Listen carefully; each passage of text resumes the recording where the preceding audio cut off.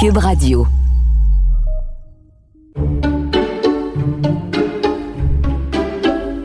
Hey Minou, on est content de reprendre les enregistrements de Devine qui vient souper, mais c'est comme vraiment pas la même chose qu'avant parce que on n'est pas chez nous, mais c'est un souper, mais on est à Cube dans une salle de conférence. C'est ça, on peut pas recevoir les gens chez nous. Là, on a un masque, on va pouvoir l'enlever pour manger quand même. Non, j'avais prévu de te mettre toute ta nourriture, ton manger dans un blender avec une paille.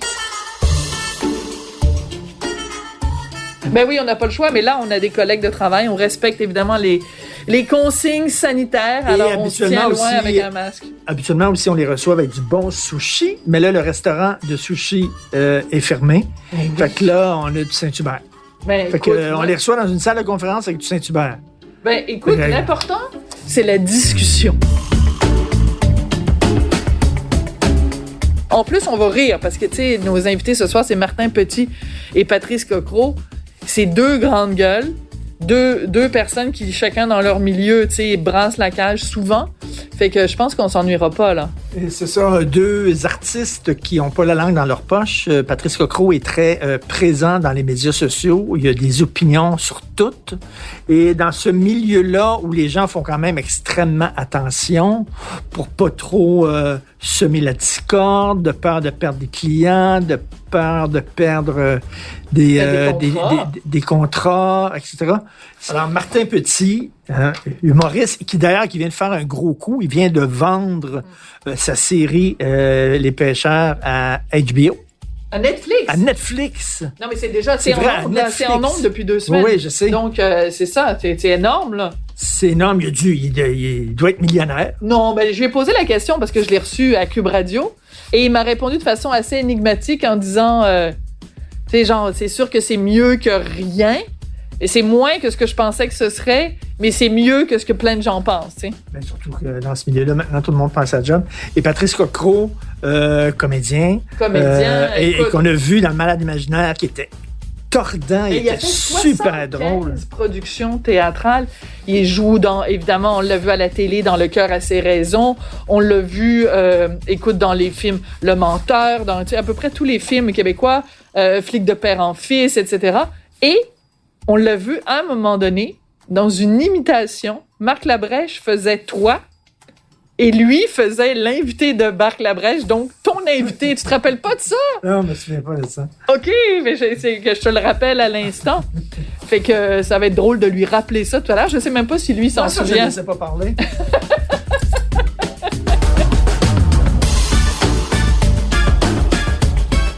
On dirait qu'on est dans un meeting d'affaires, là, parce qu'on est dans la grande salle de réunion des boss de Cube. La salle de conférence. La salle de conférence de Cube. On a quasiment l'impression que Pierre-Carl va s'en venir puis va nous dire les orientations pour les 2 prochaines années. Ça fait un peu corporate. Mais je pense que la prochaine fois, je vais apporter des petites bougies, tu sais, puis peut-être mettre une petite peau d'ours devant l'entrée avec un faux feu de foyer pour donner l'impression que c'est comme chez nous, mais c'est sûr que c'est pas comme chez nous parce qu'on n'a pas le droit de recevoir notre propre famille.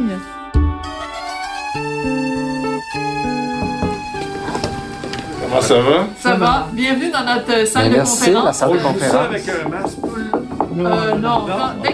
Dès que vous allez être assis puis qu'on va commencer à manger, vous allez avoir le droit d'enlever. C'est la première fois que vous le faites demain? Oui. Oui, vous inaugurez. D'ailleurs, merci d'avoir accepté.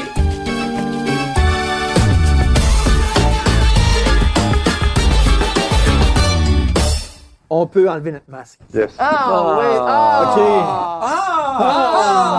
My God! OK, mais on peut enlever notre masque. Écoute, je veux juste revenir parce que tu as dit quelque chose de super intéressant tout à l'heure, parce que là, on est installés dans la salle de conférence, on a on est à 4 mètres quasiment les uns des autres. Oui. Et Patrice t'a dit, c'est comme aller à la messe. Et Martin t'a dit, t'es jamais allé à la messe. Capoté, cette affaire-là? Parce que tu dois être à peu près le seul de ta génération à... Je suis définitivement le seul de génération.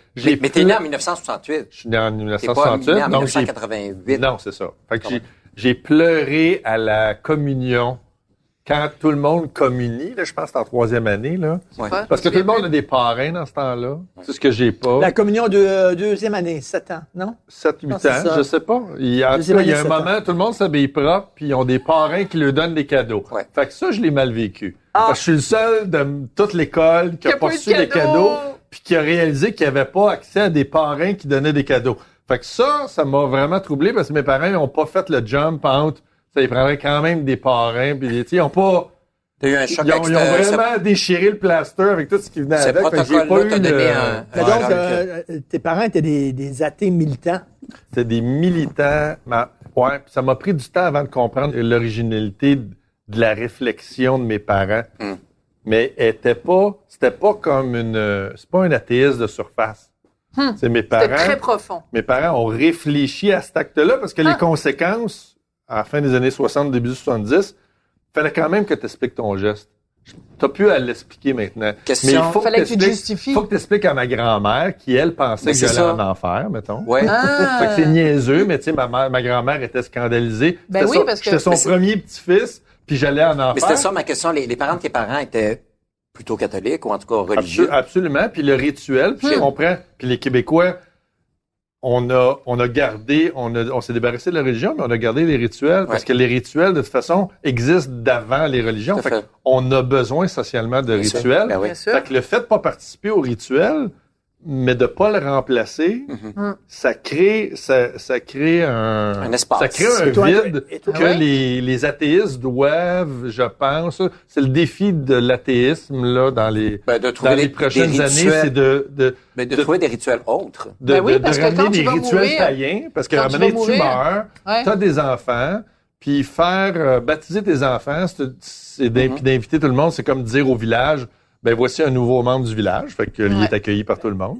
Tu sais, faut que tu te poses la question, quand tes parents font un choix qui est différent de tous les autres parents sur ta rue ou dans ton école, tu t'es obligé de te positionner, tu es obligé de te dire, est-ce que mes parents sont fous?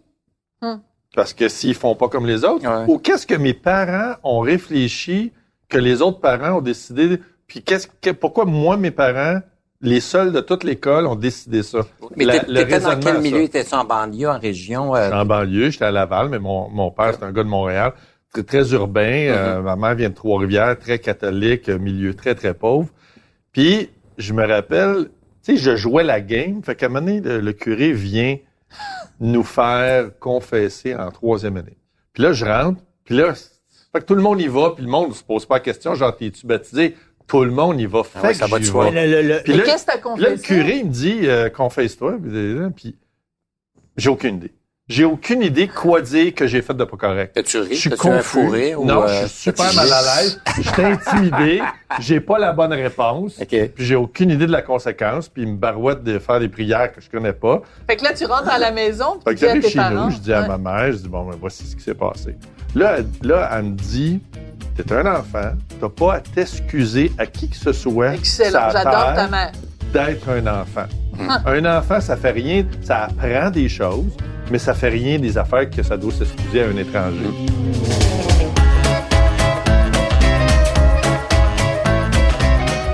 Mais bon, le religieux doit toujours être là. Tu sais, religieux, ça veut dire relié. Relié, là. oui. C'est tout à ça. fait. Et je veux pas ouvrir le débat, là, mais Mais tu vas l'ouvrir pareil. non, mais le climat de rectitude politique et Oui. de police de la pensée et tout ça, il y a quelque chose de très religieux là-dedans. Il y a des mots qu'on peut pas dire. Il y a des Oui, tout à blasphèmes. fait. Il y a des œuvres à l'index. Il y a des gens qui se font excommunier, comme Marie-Pierre Morin. Il y a des gens qui sont des petits curés laïcs qui te font la leçon, qui prêchent.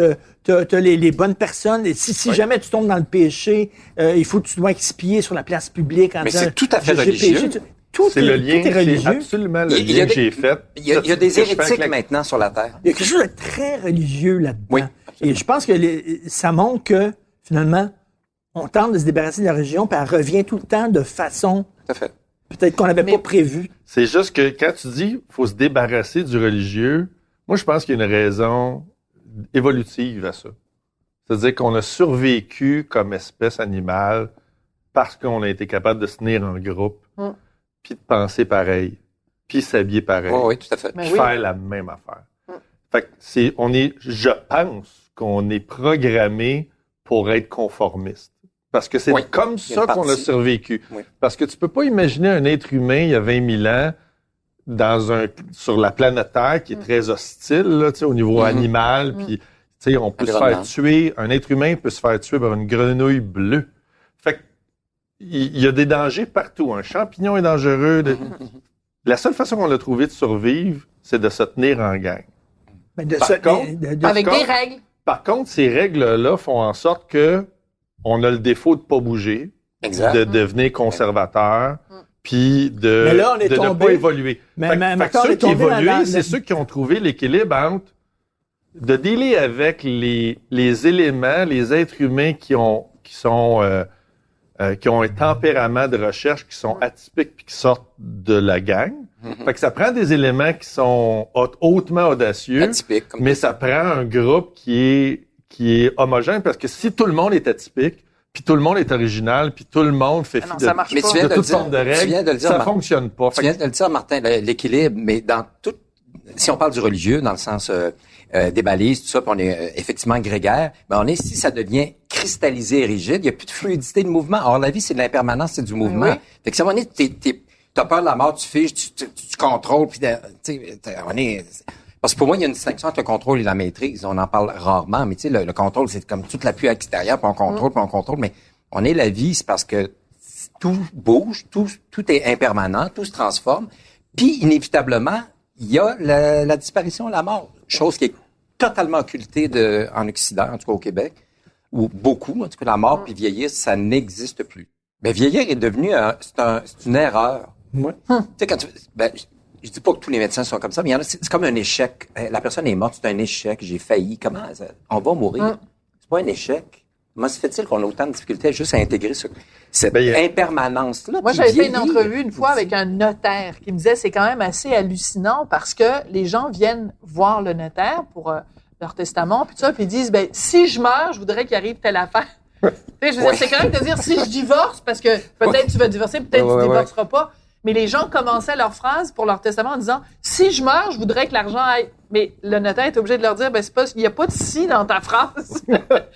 Parce que plein de choses dans la vie sont Exact. peut-être une possibilité, Tout à fait. mais la mort, c'est une certitude. Et il y a Absolument. encore des gens à l'âge adulte qui n'ont pas intégré cette idée-là que Exact. Christ, on va tous mourir. Exact. Et je trouvais le- ça fascinant, le le notaire néant, qui le disait vide. ça. Mais tu l'as dit, si tu enlèves les... En fait, c'est ça. C'est que d'avoir un cimetière au centre de ta ville, c'est très lourd. Parce que il y a plus de monde mort que de monde vivant. Puis les morts parlent énormément.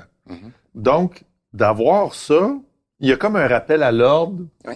des gens qui sont morts. Fait qu'une pierre tombale, Ben, ça te un ground, ça te rappel, rappelle. ça te rend humble. Oui, Oui. il y a une Tu humilité n'es que qui vient de avec ça. passage. Exact. Et maintenant, aujourd'hui, on est tous des stars. On est tous là, Oui, des tout à fait. stars de notre vie. Là. Tu sais, Exactement. on est tous là.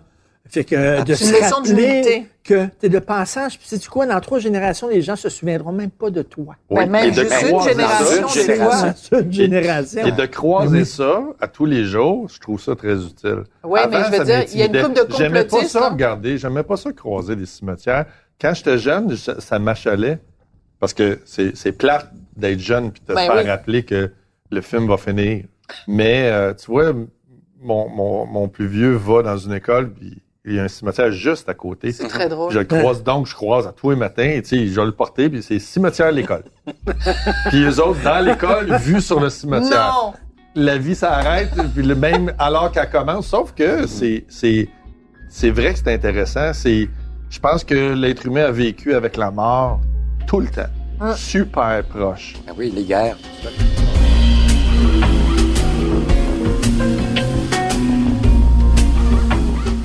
Depuis 2 ans, mais là, c'est arrêté à cause de la pandémie, mais j'ai accompagné des gens en soins palliatifs.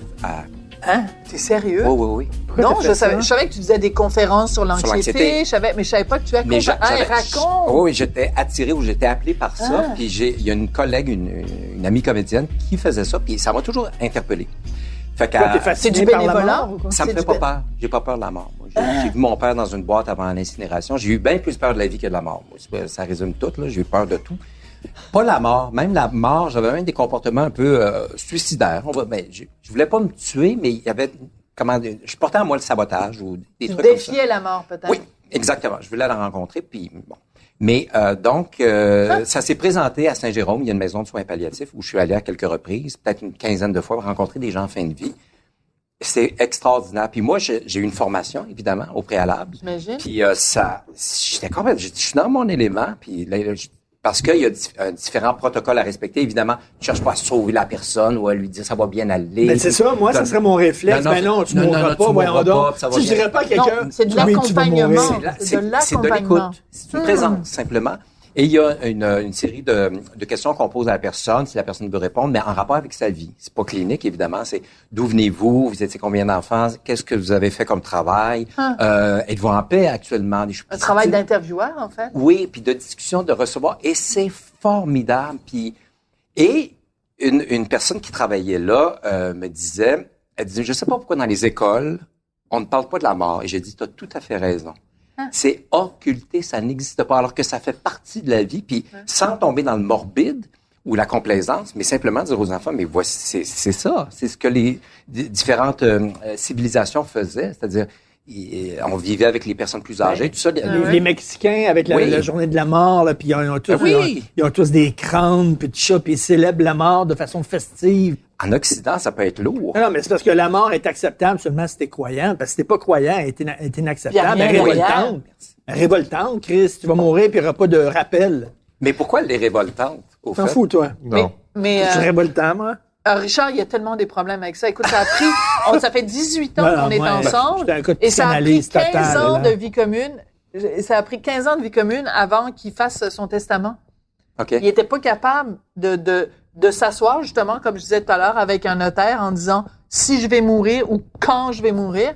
Il était incapable d'accepter sa propre finalité. Non, c'est lui, il avait vraiment un problème. Est-ce que c'était une source même c'était comme... Ah oui, ça l'angoisse. Non, c'est une source d'insomnie, là. Okay. Même encore, là, j'ai 59 ans, c'est une source d'insomnie, là. Des fois, là. C'est normal. Je me réveille, puis je suis normal. Ça t'angoisse? C'est normal. C'est dans une norme. Mais c'est pas... Moi, j'aime... C'est pas systématique pour tout le monde. Non, mais j'aime le party de vivre. Ouais. Oui, c'est bien dit, Martin. Je l'aime, le party. Fait que j'ai juste pas le goût que le party arrête. Fait que je repousse le... Tu sais, je veux dire, si ça m'arrive de façon violente... Ah ben non, mais là... J'aurais peut-être... S'il me fait frapper par un autobus, j'aurais même pas le temps d'avoir une réflexion. Fait que moi, je suis plus je suis pas dans le déni que ça va arriver. Non, c'est ça. Mais j'assume complètement mon amour de ça, de ce moment-là. Puis je suis non, mais t'as pas peur de la mort de tes proches, des gens que t'aimes. Ça, c'est freakant. Ça me terrorise de penser que de perdre du monde proche que j'aime. Fait que tout ça me terrorise tout à fait. Là, maintenant, ça va bien, mais moi, je trouvais ça difficile. Je trouvais ça donc bien violent. C'est donc bien impitoyable. Qu'est-ce qui t'angoissait? Parce que toi, tu as des troubles anxieux. Comment tu peux vraiment le dire au passé. Au passé. Mais c'est quoi les troubles anxieux? Ouais. Décris-nous les symptômes. Sur un joint, ma vie s'est effondrée. En 1983, j'étais seul chez moi, j'écoutais de la musique seul. J'avais les casques sur les oreilles. Et puis, tout à coup, j'ai senti que ça allait basculer, parce que je fumais de temps en temps des joints. J'aimais ça, m'évader, fuir souvent la vie. Puis à un moment donné, j'ai senti qu'une catastrophe allait se produire, ce qui était effectivement arrivé. Le plancher, j'ai eu l'impression qu'il s'ouvrait sous mes pieds, palpitations, sueur froide. On aurait dit que le casque me rentrait dans le crâne. Tout est devenu étranger instantanément. Boire de l'eau, se lever, respirer, j'étais étranger, je faisais une psychose. Et ça a été une réappropriation extrêmement lente et pas en ligne droite, là, très chaotique. J'ai décidé d'entreprendre le chemin par moi-même. C'est mon choix. D'aucuns pourraient dire, ben oui, t'aurais dû... Va voir un psy, prendre des pilules. J'ai fait autre chose. Et ma voie de résolution, c'était de faire face. Donc, reprendre le métro qui me faisait peur, prendre l'ascenseur, remonte sur scène, reprends l'avion, puis j'étais terrifié, mais je reprends l'avion. Puis mon amoureux est agent de bord aujourd'hui. Faut le faire quand même. Le destin. Le destin fait bien. Et j'ai même sauté en parachute il y a 2 ans. Oui. Pour célébrer ta guérison. Mettre le clou dans le cercueil. Oh non, ça m'impressionne en maudit. Puis je sauterai en parachute.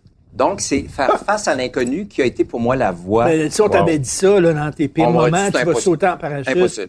Mais moi, j'adore le titre de ton livre, Guérir à gorge déployée. Oui, parce que une c'est un jeu de mots absolument génial. Toi qui es humoriste, Martin, moi, si je n'avais pas ri, je serais pas là, je serais au cimetière dont tu parles, ou à l'asile.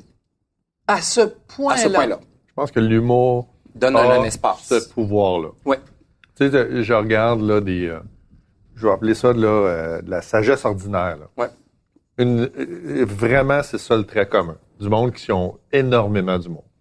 Un humour sur la vie, là. C'est pas un humour que tu montes sur scène puis tu fais des shows pendant 2 heures. Un humour d'eux-mêmes, de la vie, tout ça. Je pense que c'est ça qui... c'est excessivement puissant. Rire, ça te ramène à l'instant, premièrement, Ouais. parce que tu sais que la pension peut être hier, demain, l'autre fois, ailleurs. Ça te ramène T'es à là. l'instant. C'est organique. Rire ou pleurer. Et puis, ça donne un espace. Ça donne du recul, une perspective que souvent, on est tellement collés avec nos professions, notre réputation, whatever, là, notre survie. Parce qu'il y a beaucoup de survie aussi. Fait que ça te donne du recul. Tu vérifies la gravité de quelque chose avec l'humour. Moi, je suis tout le temps le gars poche quand il arrive de quoi qui fait une joke. Tu sais, ceux qui me suivent sur Twitter le savent. Ah oui. Tu sais, je veux dire, je suis assez rapide sur faire la joke qu'il faut pas faire. En tout cas, sur le sujet qu'il faut pas faire. Mais c'est tout le temps Toi, volontaire. t'es le genre de gars à rire dans des funérailles. Oui, absolument. Mais tant mieux. Il n'y a pas une funéraille, j'ai pas ri. Ben, les fois où j'ai Mais plus pas ri par quasiment. méchanceté. Non, Je suis funéraire, troublé, puis j'évacue, puis Tout à fait. puis je teste. En fait, je teste là où je teste la gravité. Oui. Ouais. Tu sais, c'est comme une façon de dire, c'est-tu si grave que ça, ce sujet-là? Sérieusement, il n'y a pas une porte par laquelle on peut en rire. Puis si j'ouvre une porte, ça veut dire que le sujet Et pas il est 100% accessible. noir. Ouais. Fait que après, ça veut pas dire que ça dénature le sujet, mais ça veut dire, hey, gars, C'est t'as un ouvert pas une de petite recul. porte, ça veut dire que c'est possible, ça veut dire que c'est pas sacré, donc on parle de faire un lien avec le religieux, mais du moment que les Québécois, on s'est mis à rire de la religion catholique, C'est vrai. qui était la religion dominante, Avec les cyniques. on a fait comme, bon, ça n'a pas détruit, c'est pas les cyniques qui ont détruit Non. la religion catholique au Québec, mais ça a fait en sorte qu'elle était abordable de façon... il y avait pas de gravité. Fait que ce qu'on vit avec l'islam, puis le choc de l'islam en France, qui est de ne pas rire d'une caricature, ils ont le même problème. Tout à fait. Parce que du moment que le coût humain de rire devient la mort, ben là, ça devient... C'est comme si un gars des cyniques, mettons, s'était fait tuer. Tout à fait. Il aurait fallu continuer. Il aurait fallu tu rentrerais en humour puis tu fais comme, bon, ben, ça a l'air que ça va peut-être me coûter ma vie, mais j'embarque pareil ou pas, là, tu sais. Donc, de rire. Mais c'est un très bon parallèle que tu Puis fais. le Charlie Hebdo, eux autres, ils font la même chose, je trouve. Tout à fait. Ils font, Mais il rit de tout le monde. ils Ben, rient tout le monde. c'est sûr. Ils font méchamment. Puis c'est pas vrai que la personne derrière le dessin de Charlie Hebdo le fait à 100% dans cette idée-là. Il fait juste pour dire... J'ai aimé ce que... Puis Dave Chappelle, il l'a dit à un moment donné dans son On show l'aime-tu, aussi. lui? Mais il dit, je le fais. Il dit, je vais dire quelque chose qui n'a pas de bon sens, ou je vais dire quelque chose qui n'est pas politically correct, ou je vais faire de quoi contre quelque chose qui semble sacré en ce moment. Ouais. Mais je le fais juste pour que vous vous rappeliez qu'est-ce que ça donne, c'est quoi le son de quelqu'un qui le fait. Hein? Puis juste cette phrase-là, je me suis dit, mettons, dans mon métier, c'est là que je trouve un sens. Des fois, je tweete des affaires, là, puis, mettons, là, je m'attarde sur un sujet, là, mais c'est parce qu'à un moment donné, tu dis, tu regardes le landscape autour de toi, puis tu te dis, si je dis rien, ça peut dangereusement donner l'impression que j'approuve. ceux qui disent que le sujet n'est pas abordable ont raison. Fait que ça t'oblige. Puis Oui, là, il y en a qui exactement. sentent l'appel. Moi, des fois, je sens l'appel comme humoriste de dire, ben, je sais qu'il y a un coût à faire cette joke-là. Ouais. Puis ça serait sûrement plus facile d'en faire une autre. Voilà. Mais il faut rappeler aux autres Le son. le son, de la petite dissonance que ça fait de faire la joke, effectivement, que tu voulais pas entendre, sur le sujet que tu veux pas entendre, pour dire que ça existe.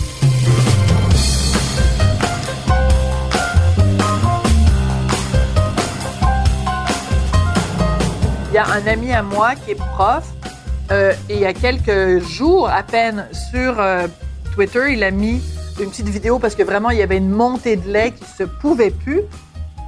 Il a parlé à ses élèves, et c'est professeur de littérature, mais il a parlé à ses élèves de un sujet X et à un moment donné, il a dit l'Holocauste et il dit ça a créé un silence de mort, c'est le cas de le dire, dans la classe, les étudiants ne savaient pas. Ils disaient, et l'Holocauste, l'étoile jaune, tout ça, il n'y avait aucune réverbération. J'espère qu'il n'y a pas quelqu'un qui a dit low cost.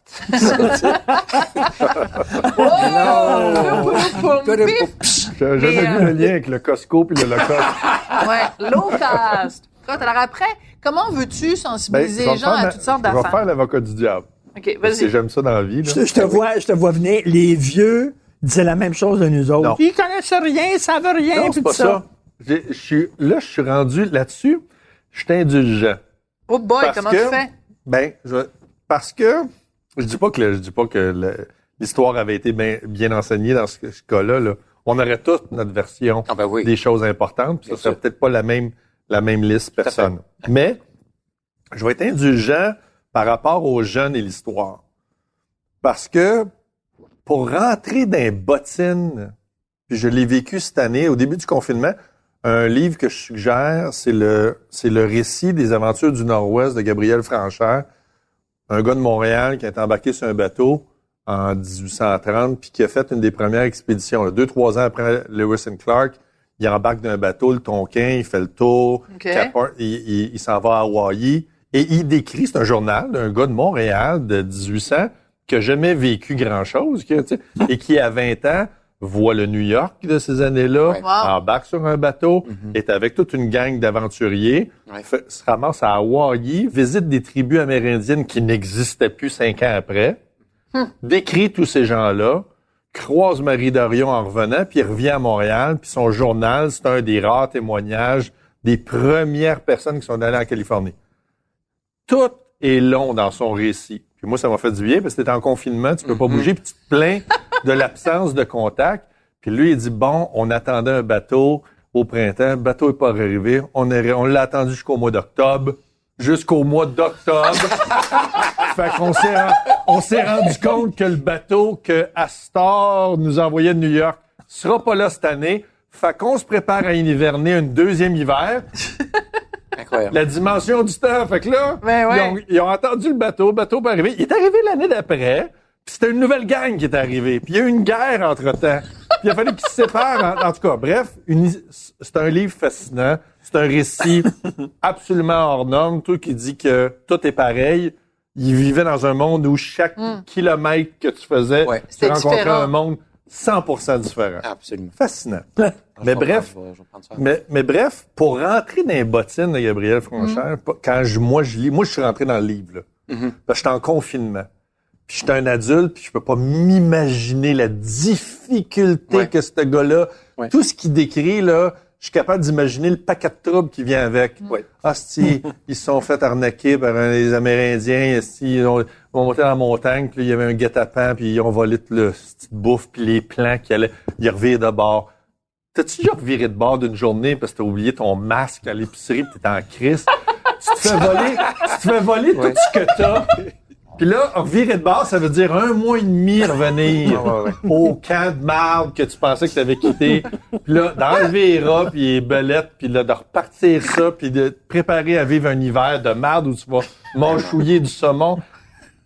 Tout ça, je suis capable de me l'imaginer parce que je suis un adulte. Ouais. Si j'enseigne ça à mon fils qui a 13 ans, puis que sa seule référence, c'est de vivre dans un autre monde, c'est difficile d'incarner cette comprends notion-là. ce que tu veux dire. Fait que moi, ce que je pense, notre relation à l'histoire, on est très sévère ses enfants. Comment ça, les enfants savent pas tout ce qu'on veut qu'ils sachent?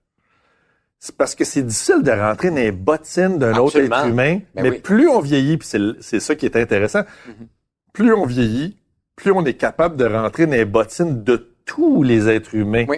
qui Oui, nous mais ont quand même. procédés. Moi, j'avais de la Martin, misère à 6 m'imaginer. millions de Juifs exterminés dans des camps de concentration. Même un enfant de 12-13 ans devrait être capable de se mettre dans les bottines d'Anne Oui. Frank, mettons. Là. Oui, mais pas autant qu'un adulte qui a des enfants et qui est capable d'imaginer le drame maintenant, Ouais. de voir son enfant mourir ou d'avoir à l'abandonner dans un camp de concentration. La douleur est beaucoup... Moi, j'ai visité Auschwitz, j'avais Ah, oui. 30 ans ou 32, 33 ans. Je pense que si j'avais visité Auschwitz à 21, j'aurais pas été capable de m'imaginer perdre mes proches de la même façon que je l'ai vécu juste 10 ans plus Tu tard. parlais du temps, le temps. Oui. C'est ça l'affaire, c'est un des défis majeurs parce qu'ils vivent dans un temps très accéléré, les jeunes.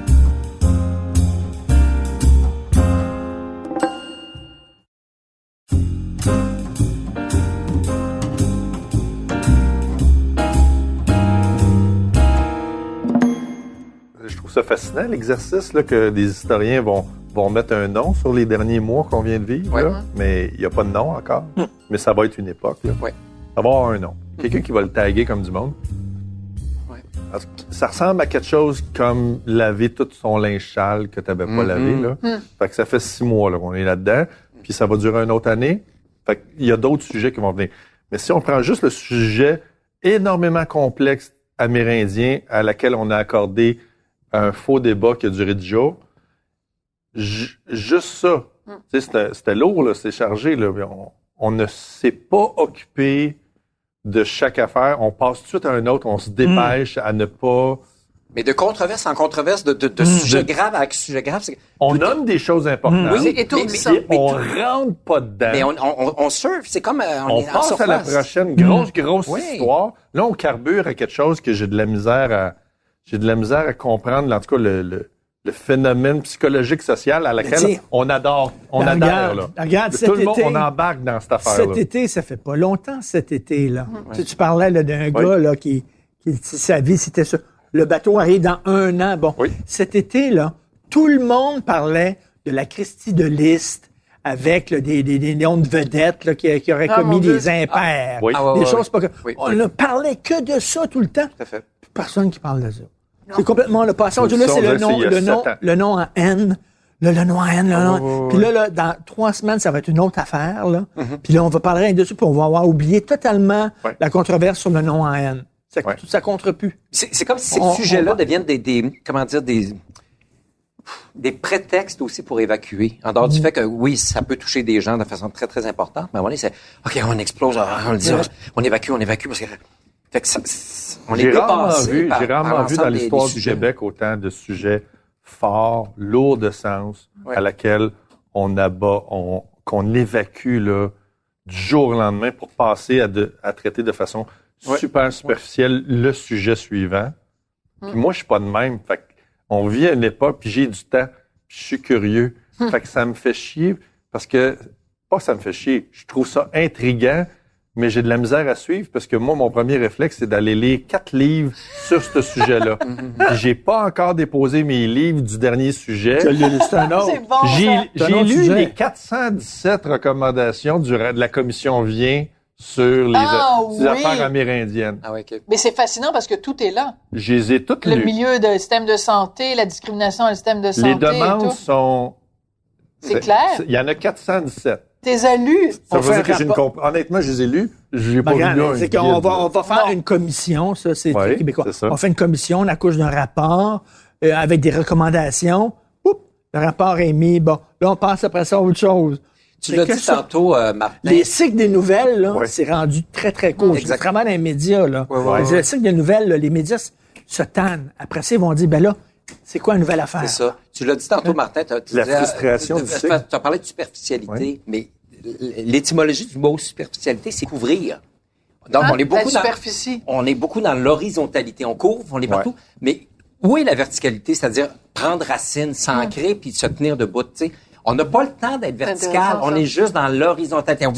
Ah ouais, on clenche. Ou tu résistes à cette envie-là de passer à d'autres choses. Parce que quand tu creuses, ben là, ça devient complexe. Exact. Là, ça devient nuancé. Puis là, il n'y a plus la solution magique du début.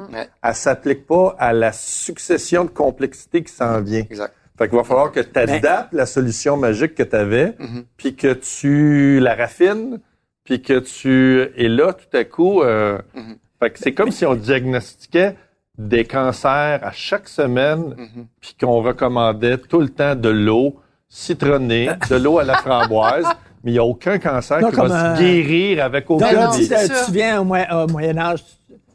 Au Moyen-Âge, c'était la saignée. Voilà. c'est Ça Ah, réglait mon tout. Dieu. Ah, Une mais dans le petite malade saignée. imaginaire Ben dans oui. lequel on t'a vu que t'étais Ben oui. tellement Saignée. formidable. T'étais Ça tellement drôle Ah. là-dedans, ça avait pas d'allure. Mais en parlant mais en parlant de ça, de cancer ou de superficialité, couvrir un Mais- peu, être partout et nulle part. Mais tu trouves pas que il faut bien qu'il y ait des bénéfices à vieillir, il faut bien qu'il y ait des bons côtés. Ouais. C'est que tu tombes dans la verticalité. Oui, Oui. c'est ça, exactement. Et, Ça tente de prendre un sujet et de le creuser. Non, mais c'est parce que t'as sorti. tu sais. Ouais. Oui. Moi, j'ai sorti en masse. Je l'ai fait. Oui, Puis oui, bon, oui. puis ça. Puis après ça, là, t'es plus là, dans prendre du temps, puis approfondir, puis Exact. lire des classiques que t'as jamais lus. Puis, tu sais, c'est ça qui est le fun. C'est Ouais, aussi ça, l'affaire d'être de avec le fun, soi, là, prendre mais- du temps pour soi. Ouais. Aussi, d'être face que je peux être seul. Moi aussi, Mais je suis sorti être beaucoup. avec soi. Être avec soi, et non pas être paraître avec soi, mais être avec soi. Puis tu sais, c'est vraiment de s'ancrer, de se déposer. Mais quand est-ce qu'on n'a pas le temps? On n'a pas le temps, on prend pas le temps. On prend pas le temps.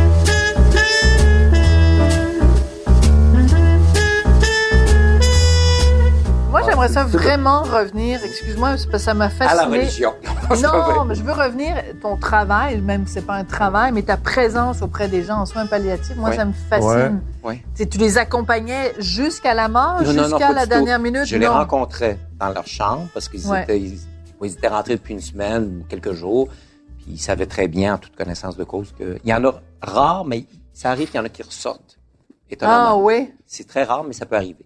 Mais sinon, donc, c'est de rencontrer ces gens-là que je ne connais absolument pas. Richard de se dire, moi, je vais sortir.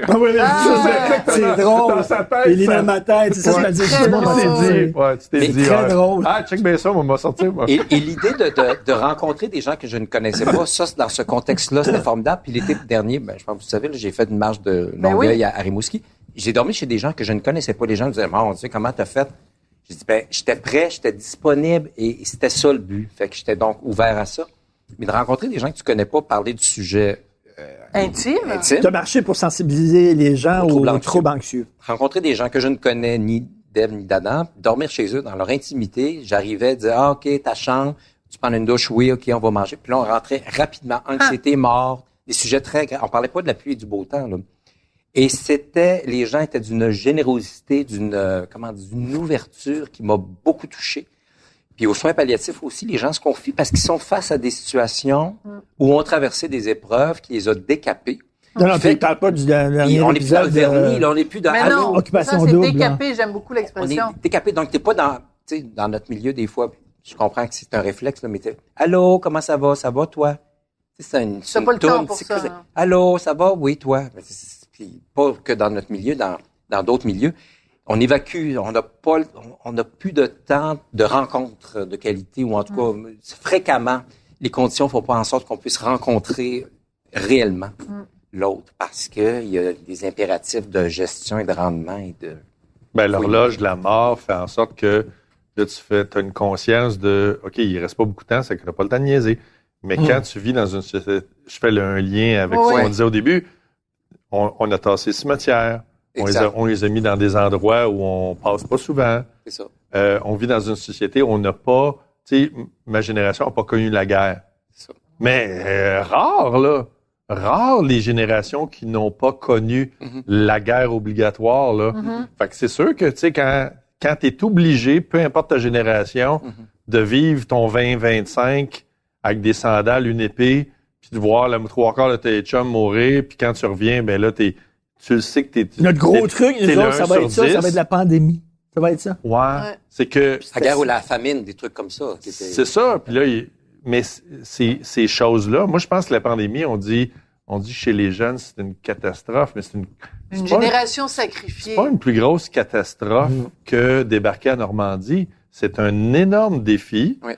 où vous allez avoir atterri, dans quel bateau vous êtes, puis la Ouais. solidité du bateau dans lequel Ouais. vous êtes. Ouais. Fait que vous allez, quand le beau temps va revenir, vous allez avoir catché que le bateau est capable de rocker à gauche puis à droite. C'est quoi ses forces, ses faiblesses? Puis ils vont habiter un bateau qu'ils vont connaître un petit peu plus. Les enfants vivent ce défi-là, là, puis je suis sûr que ceux qui ont 16 ans le vivent différemment que ceux qui en ont 8. Mais c'est pour ça que Mais tout le l'association des pédiatres qui avait dit c'est une génération sacrifiée. Ben Je non, disais, pas du tout. tabarnouche. Pas du Calmez-vous, je veux bien croire que vous voulez attirer notre attention, que oui, il va y avoir de la détresse puis tout ça. Mais je trouve que leur vocabulaire, l'enflure du vocabulaire, la Ben génération non, c'est ça. sacrifiée. Le scénario que toi, tu as écrit, Come on. idéal, c'est sûr que c'est pas ça qu'ils vivent en ce moment. Mais ils vont avoir appris des affaires Ouais. qu'on n'aurait pas pu leur enseigner de toute façon.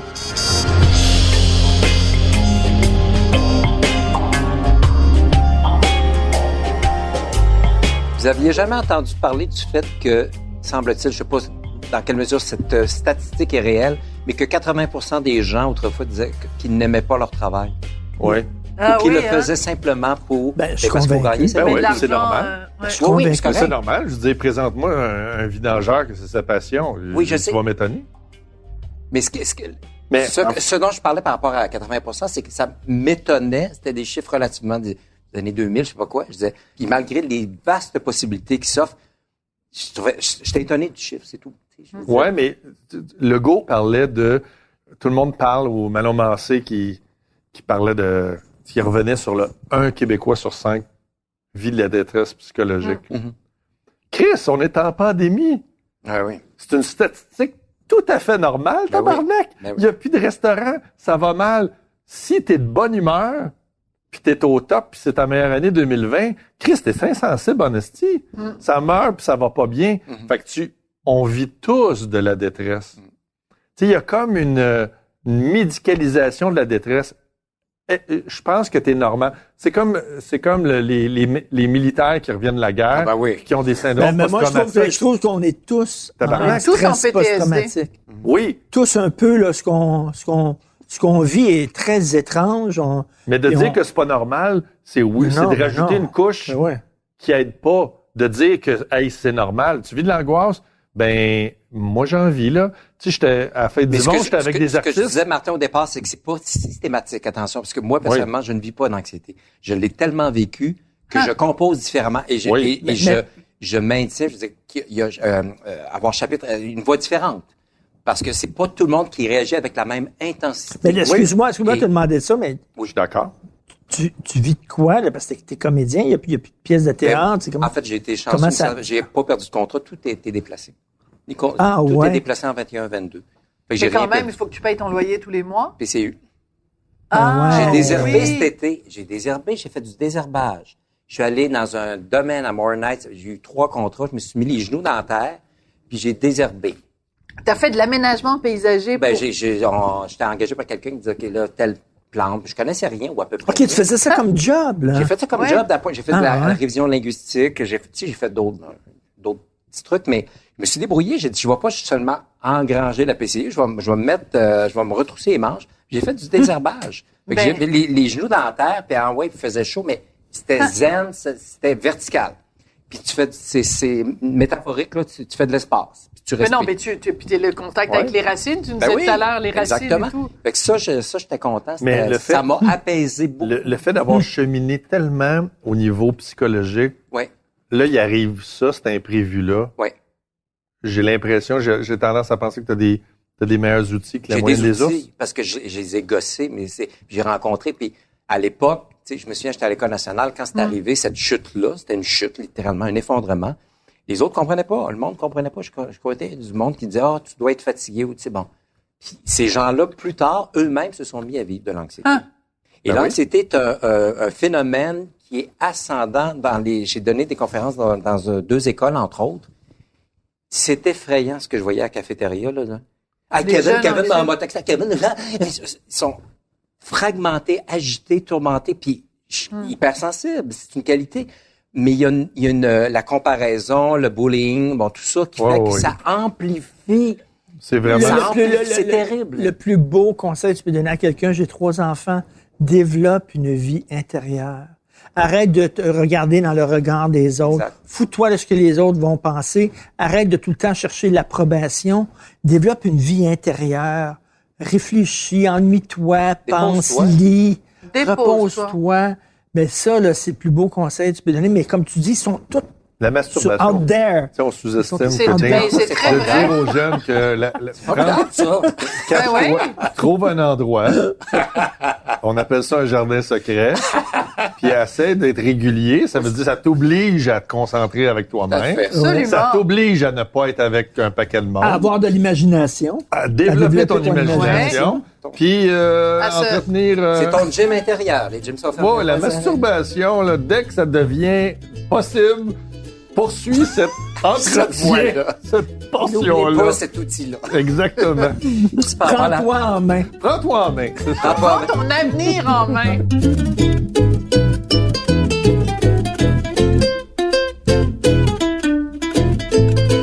Qu'est-ce que ça vous dit, cette société-là, qui dit on garde les Costco ouverts, mais on ferme les théâtres? musées. Moi, je suis allé à une première chez Duceppe pendant la pandémie, quand ils ont ouvert les théâtres. Ben, On a une première on s'est des- vu ce soir-là. Ensemble. Ben oui. C'est ça. C'était très correct, très sécuritaire. Écoute. Ils nous faisaient sortir une rangée après l'autre. On était très loin les uns des autres, bien plus que chez Costco. Bien sûr. Alors, qu'est-ce que ça... Puis je suis allé au Musée des Beaux-Arts, c'était super sécuritaire. Qu'est-ce que ça dit d'une société en disant on peut fermer les théâtres et les musées, mais Costco, Chris, on peut pas Je fermer suis allé voir Non, l'expo mais- sur Dior. Oui, Au chanceux, au ouais. musée McCourt, Dior. Ouais. Mais on était 10, mettons. Puis j'ai vu il y avait de la 3-4 place? expos différentes. Mais oui, c'était complètement sécuritaire. Il y Mais avait- tu pourrais pas aller acheter une robe de... Tu sais, je veux dire, c'est ça a pas de sens, là. Tu peux aller acheter une robe de haute couture dans les magasins, mais tu peux pas aller voir une exposition sur Dior, qui est un des plus grands couturiers de l'histoire de la Exactement. civilisation Puis occidentale. effectivement, dans les grandes surfaces comme ça, pour ne pas le nommer Costco, mais parce que je suis allé quelques fois, mais oui, il y a des règles et tout ça. Bon, c'est quand même sécuritaire, on va dire, mais tu côtoies beaucoup de monde. Costco, tu es obligé de respecter 2 mètres parce que c'est la longueur du panier. Oui, absolument. Non, c'est la largeur du Ou la panier. largeur, oui. C'est la 2 largeur du mètres par panier. 2 mètres. Fait que tu es Mais- obligé de le respecter. Moi, je suis mais tu sais- curieuse parce qu'on a demandé à Patrice de quoi il vivait en cette période de pandémie. Mais toi, Martin, t'en as de collé ou Moi, c'est Ben, juste- lui, il est devenu millionnaire avec Netflix. Non, mais je suis pas, je suis pas parce sur que la les PCU, pêcheurs là. sont diffusés sur Netflix, c'est important de le mentionner. C'est pour ceux qui le un, savent c'est un pas. de mes bons revenus cette année. Mettons, là, Ouais. les pêcheurs, ça a été... tu sais, mon revenu est une grosse proportion de mon revenu est américain cette année. Mais... Thank God. Puis tant mieux, parce que Ah j'ai oui. 2 jeunes enfants, puis là, je m'occupe de mes enfants l'été. Mettons, tu Ils ont quel décrivais âge, tes ton enfants, été. Martin? 13 ans, 11 ans. Ok. Tu sais, je suis pas... mon défi, moi, c'est d'écrire, c'est de préparer la suite, tout en étant avec mes enfants de façon... J'ai beaucoup trop de temps. Là, l'école est recommencée, puis ça m'a fait énormément de bien, parce que c'est vraiment en train de me vider mes batteries. Tu sais. Ah oui? Parce que, ouais, je lisais Gabriel Franchard, mais je me dis, mais au moins, lui, il n'a pas d'enfant. Non, mais c'est parce qu'à un moment donné, c'était... Ça draine, hein? Ben, tu sais, si c'était tes enfants, mettons, je sais pas, je m'imaginais, je suis un Amérindien, mes enfants, ils me suivent, ils vont s'intéresser à ce que je fais parce que ce que je fais va leur permettre de survivre. Tu sais, je veux dire, je suis en train de fabriquer un canot, puis eux autres, ils ont bien catché que s'ils veulent survivre, il va falloir qu'ils apprennent à faire des canots, fait qu'ils t'écoutent. Là, moi, je suis un artiste, je racle le terrain au chalet, puis ils identifient pas ce que je fais à de la survie, fait qu'ils se crissent de ce que je fais. Fait ils m'aident pas Non, à je racler le terrain parce qu'ils voient pas un objectif de survie. Ils font comme, non, le iPad est plus le fun que d'aider mon père à ramasser les feuilles mortes. Fait que ils sont pas en train de faire quelque chose qui m'aide, ils sont juste en train de faire quelque chose égoïstement qui les intéresse, Ben oui. puis moi qui en fais une autre. Fait que c'est très difficile à conjuguer. Ils sont ça. peut-être en train de se masturber parce que tu leur as dit que c'était une bonne chose. Là, moi, c'est ça. Ça fait partie des choses qu'ils font. Fait que sinon, je te dirais que c'est une époque super intéressante. Je pense pas que mes enfants vont consulter chez le psy parce qu'ils n'ont pas vu leur père, qui était la fameuse source de toutes les Ben oui. psychothérapies Oui, des oui. années Non. 80. Père Mon manquant, père, fils il manqué. était où? Hein? Fils, Ben ouais. fils Père manquant, père manquant. fils manqué Mon de Dieu, Guy Corneau. l'absence du père. C'était 70% du cinéma québécois. C'est 100%, ça. Ouais. 100% des ça. hommes en thérapie. Sauf que ils vont aller en thérapie parce qu'ils m'ont trop vu. Je sais pas ce que ça va donner, mais visiblement, les enfants n'auront pas manqué de père pendant les années qu'on vit. C'est bien, c'est super, les pêcheurs sur Netflix, puis tu continues à écrire, puis tout ça. Moi, j'ai écrit mon solo qui va être Oui, en 2021. En 2021, puis c'est prévu, il y a déjà un théâtre, tout ça, puis bon, tout ça, c'est formidable. Là, j'ai commencé à l'apprendre, puis je suis pas mal avancé. Mais... Ton premier solo. Oui, c'est ça, c'est écrit, les coupures sont faites. Mais d'apprendre ça, parce que je me dis, je suis assez discipliné pour l'apprendre, mais je sais pas si en septembre 21, si ça va se faire finalement. Il y a un doute. Fait que quand même, de se donner la discipline d'apprendre, c'est quand même... d'apprendre quelque chose où t'as pas la certitude que c'est dur. Ouais. C'est très dur. Je suis discipliné, mais là, j'ai comme eu un moment de ralentissement. Je fais comme un doute qui s'installe. Je fais, non, reprends-toi en main, là, parce que... Et si jamais tu Comme devais auteur, ne jamais remonter sur scène, Patrice? Ah, ça, c'était intéressant. Je me suis posé la question. Je me suis dit, à un moment donné, ça va finir par finir un jour, inévitablement. Je sais pas, parce que je vois pas ce que je ferais d'autre. Je me suis beaucoup posé la question. J'ai aucune idée. Je sais pas ce que je ferais. Ça te rendrait triste? Oui et non, parce que j'ai joué, tu sais, j'ai quand même exploré ça. Je sais pas ce que je ferais.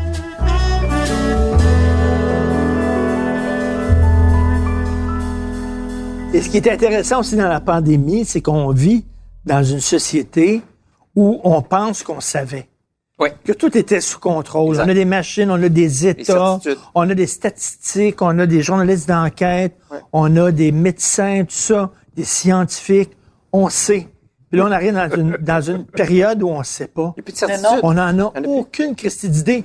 Et là, les repères ça, c'est difficile parce qu'on a besoin, l'homme avec un grand H a besoin d'être rationnel puis de dire que le monde a du sens. Si tu disais l'humour, ça donne du sens. Le monde a du sens. Et là, il faut vivre avec le monde n'a pas de sens. Les scientifiques s'obstinent entre eux autres. Les journalistes s'obstinent entre eux autres. Puis tu regardes ça, puis what the fuck is going on? Et étonnamment, Richard, les gens n'ont jamais été aussi hypersensibles. Oui. Tu parles de perte de sens, mais on est dans une hypersensibilité. Fait que ça, c'est un autre sens aussi. C'est pas rationnel. On est déstabilisé. Fait que la sensibilité est amplifiée. Parce que le rationnel a pris le bord. Le rationnel a pris le bord. Fait que les gens sont déroutés. Ce qui était la ligne droite, c'est plus ça. Plus de certitude, plus d'habitude. Je trouve que c'est de ça en même temps. Ça bouscule beaucoup, mais c'est pas nécessairement, tragique. Oui, il y a beaucoup d'épreuves, il y a beaucoup de choses extrêmement difficiles. Non, mais on est dans l'émotion. Mais c'est un laboratoire, puis c'est un champ d'investigation, d'exploration qui est incroyable. Je vais un petit peu m'envoyer, mais... Te lancer des fleurs? Oui. Non, mais dans le sens, ce que je veux dire, quand j'ai fini la marche, puis qu'il y a eu une motion à l'Assemblée nationale pour faire en sorte que le gouvernement, on n'était pas à la pandémie, mais accorde davantage de sous, d'espace pour, régler ou neutraliser les troubles anxieux, en tout cas favoriser plus d'outils et d'aide et tout ça. Mais là, c'était voté à l'unanimité. Puis ça, c'est ce qui m'a le plus touché. C'est de voir que parce que l'anxiété touche tout le monde à différents degrés. Ça ou d'autres choses, la maladie ou les abus ou tout ce qu'on voudra. Mais j'ai fait... Donc, il y a des dénominateurs communs dans l'humanité qui nous rassemblent. Ce qui nous divise, on le sait. C'est facile d'être divisé. Mais ce qui nous rassemble, par rapport à la mort, vieillir, je sais pas quoi... Ça, on peut-tu en parler davantage? Mais c'est extraordinaire que tu aies fait cette marche-là et que ça ait sensibilisé en tout cas, les gens à ce point-là. Ça a été fluide, c'était un bon timing, ça a bien marché. Fait que j'ai fait, donc l'humanité est importante, ou la nature de l'être humain est importante. Parce que le reste, c'est du vernis, c'est la culture, c'est des différences, c'est l'ego, c'est correct, mais... Ce qui est inspiré dans ta démarche, c'est que c'est une démarche, c'est le cas de le dire, mais... c'est ça. Démarche, toi qui aimes les jeux de mots. Démarche. Mais c'est un geste individuel. C'est une performance personnelle. C'est quelque chose de persistant dans le temps, puis qui a demandé de l'acharnement, puis de pas lâcher. T'as incarné physiquement une idée, puis après ça, elle sert à tout le monde. C'est ça. Fait que ça, pour moi, c'est plus qu'une pièce de théâtre, ça. Une pièce de théâtre ou un film, des fois, arrive pas à autant de concret que un geste comme ça qui est posé, qui est persistant, puis qui après ça change, parce que c'est pas toi qui vas en bénéficier. Toi, tu avais fait ta démarche. C'est tous les autres gens qui ont des troubles anxieux qui en bénéficient. Juste d'ouvrir le débat, mais en fait, ça m'est venu spontanément, cette idée-là, puis ensuite, ce dont j'étais content. La première soirée, j'ai dit, c'est peut-être la folie, ce que tu fais. Dès le lendemain, j'ai jamais lâché la détermination, puis tu sais, je faisais 15-20 km, c'était pas si énorme, mais Mais ce que je veux dire, c'est que Je j'étais marchais lourd 15-20 km par jour. par jour. Quand même. Mais ce qui était formidable, c'est que l'énergie que je recevais des gens, puis des gens s'arrêtaient en auto, en moto, en vélo. Oui, spontanément. Je rentrais dans la voiture de quelqu'un que je connaissais pas, je jasais pendant une demi-heure avec la personne, tu sais. Fait que ça générait de la communication puis des rencontres. Fait que ça, c'est comme si la roue s'emballait, tout ça. Fait que ça, c'était formidable. Puis en soi, c'est une marche, j'ai pas, tu sais. Mais c'est comme un chemin de Compostelle, si on mais d'une autre façon. Mais cette intuition-là qui m'est venue, j'étais content de l'avoir écoutée et de l'avoir appliquée. Puis l'intuition, c'est important. On parle pas beaucoup d'intuition. Quand on a une intuition, souvent, on va rationaliser en se disant, j'ai goût de parler à telle personne, ou j'ai goût de renouer, ou j'ai goût de faire telle chose. Oh non, finalement, ça n'a pas de bon sens. Puis là, on se met à négocier. Je pense que si tu en avais parlé, plus t'en aurais parlé à du monde avant de le faire. Les gens t'auraient dit de pas le faire. Moins tu l'aurais fait. Complètement. Parce qu'il y a personne qui aurait dit c'est une bonne idée. Non. Tout le monde aurait fait la nomenclature des choses qui vont t'arriver, puis là, il va t'arriver ça, puis là, puis qu'est-ce qu'il y a? Puis là, t'aurais été surchargé de recommandations. Ouais. Mais l'intuition, ça, c'est une chose que j'aime beaucoup dont on est doté, l'être humain, tu sais, l'intuition. On n'en parle pas souvent parce qu'on négocie, on est conditionné souvent à baliser puis à se cloisonner dans des certitudes, mais l'intuition aussi, c'est important. C'est comme, j'ai eu ce flash-là où il y a quelque chose qui vient puis que je pensais pas ça puis qui fait que, je sais pas, sur un coup de tête, tu veux changer d'emploi ou déménager ou faire telle chose que tu penses, que tu t'autorisais pas à faire nécessairement. Mais c'est important, ça aussi. Parce que les enfants sont dotés de beaucoup d'intuition aussi. Tu sais, on les... D'être ouvert aussi à ce que la vie te présente aussi, de ne pas avoir un plan. Exact. C'est d'être ouvert à ce que la vie te présente. Oui. Mon Dieu, je te reconnais pas, Martino! C'est comme, t'es zen! T'es rendu zen, des perles de sagesse. Des perles de... T'es à la veille de faire des conférences à C2 Montréal? Non, mais je vais écrire des messages dans les biscuits chinois. Ça ressemble à un livre, les perles à Martino. Ben, les perles à Martino. Les perles à Martino, les petits copeaux, là. Ben oui, les copeaux qui laissent traîner entre deux chroniques. Entre deux chroniques. En tout cas, moi, merci beaucoup. On vous a pas reçu chez nous. On aurait bien aimé. Vraiment, vous avez été super. C'était formidable. Super. J'ai adoré cette conférence. Salle de conférence.